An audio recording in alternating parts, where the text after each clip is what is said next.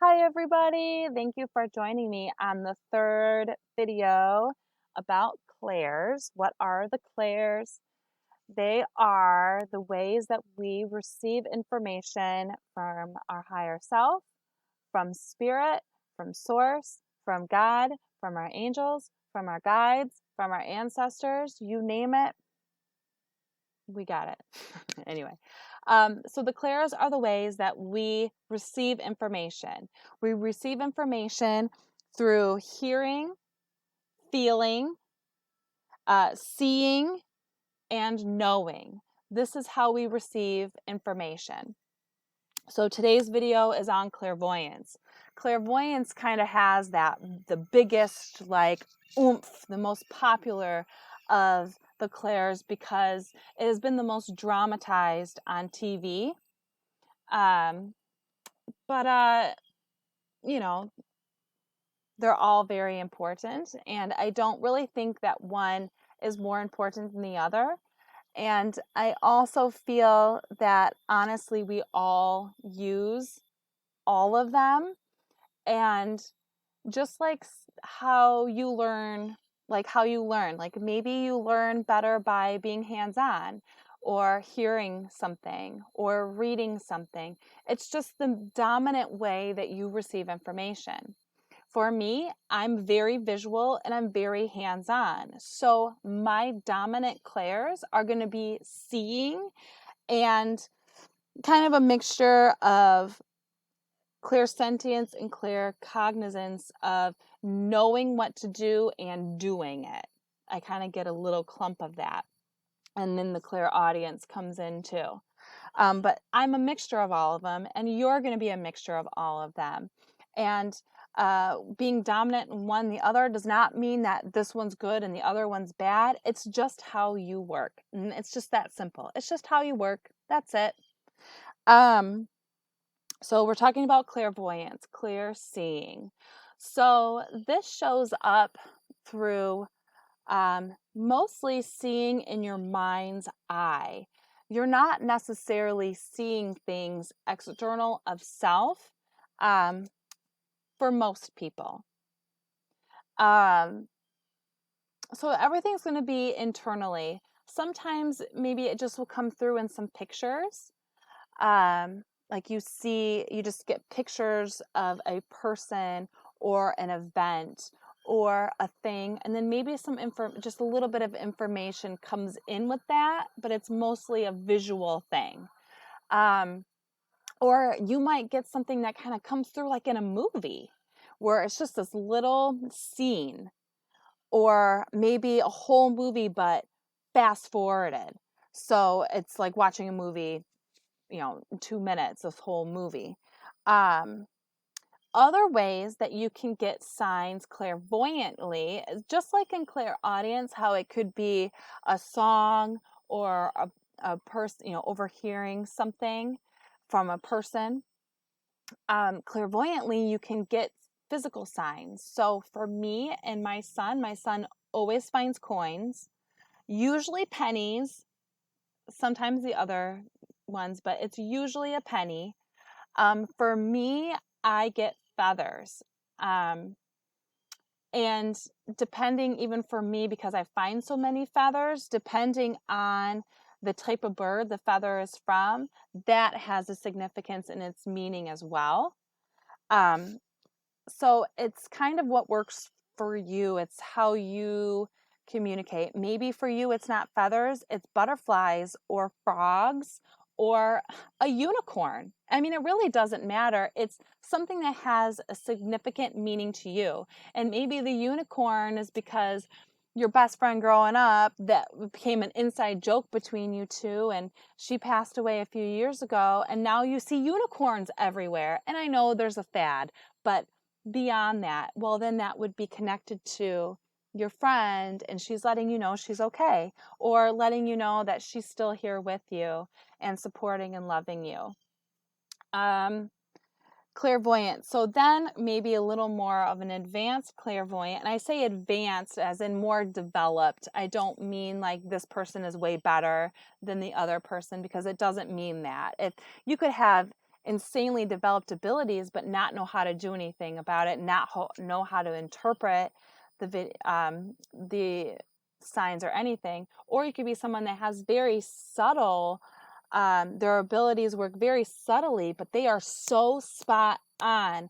They know their symbol library. They have a great relationship with their angels and their guides. So they're just like, on it. So it doesn't really matter how much you're developed. I really want to put that out there. So if I say more advanced or more developed, it doesn't mean that they're better than the next person, because it's all in how well you know yourself and how well you know, how your abilities work and your symbols.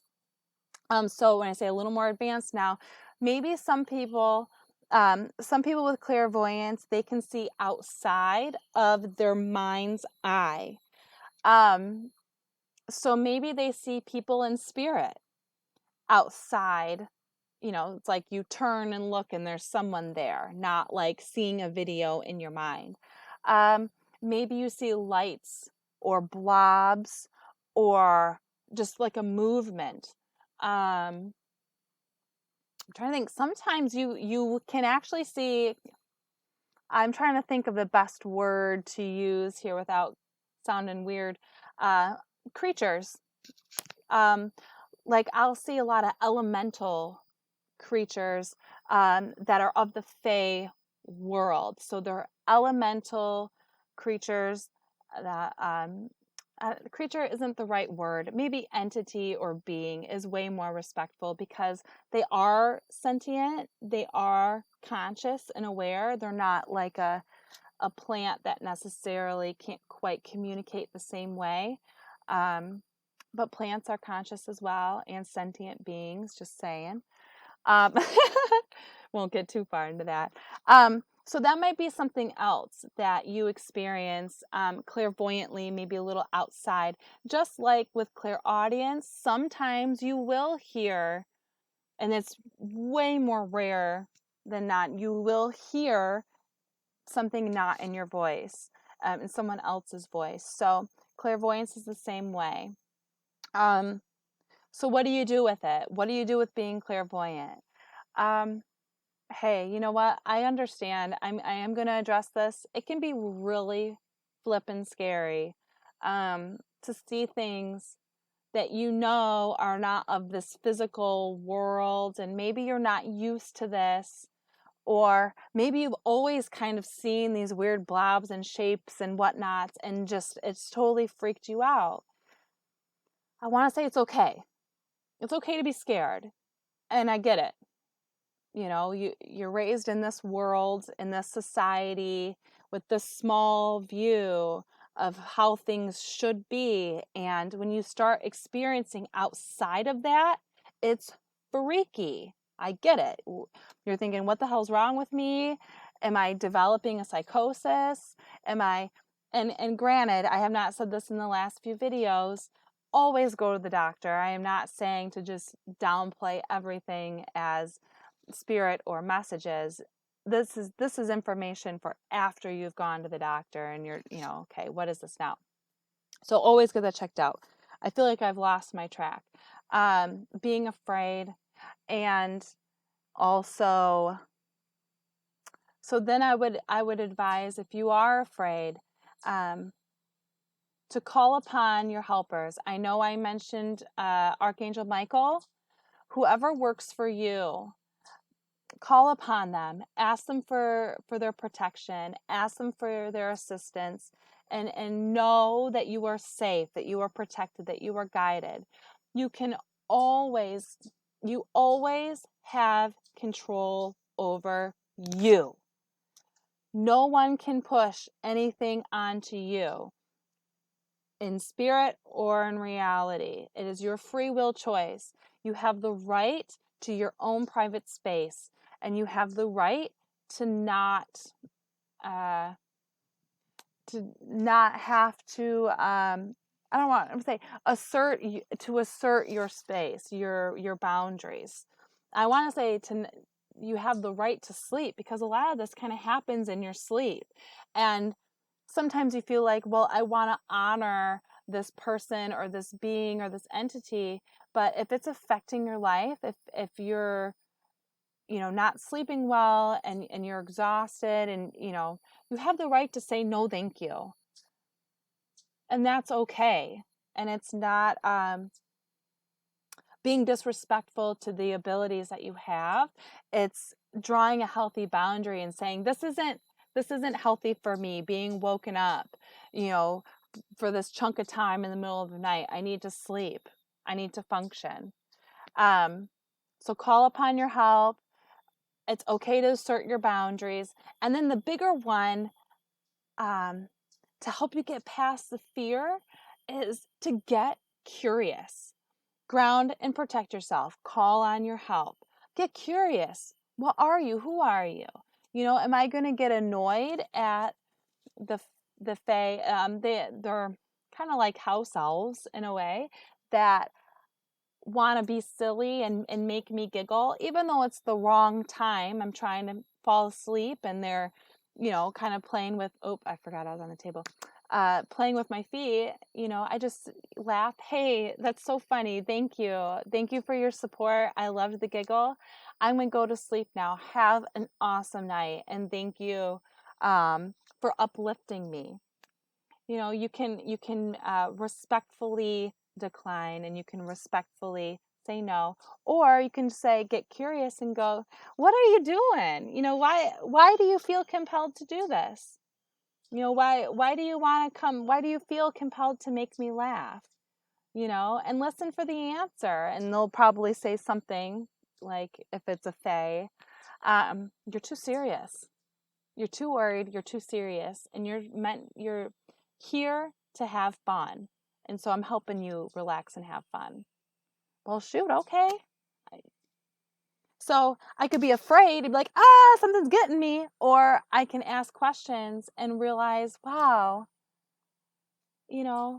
God, universe, source does provide. Look at the support. I was too serious and I was too worried. And boy, did that help cheer me up, getting my foot tickled real quick. So I hope this video helped you, and I hope it brought more awareness to your experiences. I hope it gave you some comfort knowing that you're okay. I hope you gained some more knowledge and tools forward that can help you. And above all, you're not alone. I totally get it. My story is wild, and through these videos, you will learn more about me and my wild adventures with spirit. That won't be tagline, by the way. Okay, the next and last video I gotta look is clear cognizance, clear knowing. Thank you for sticking it out. I'll see you in the next video. Bye.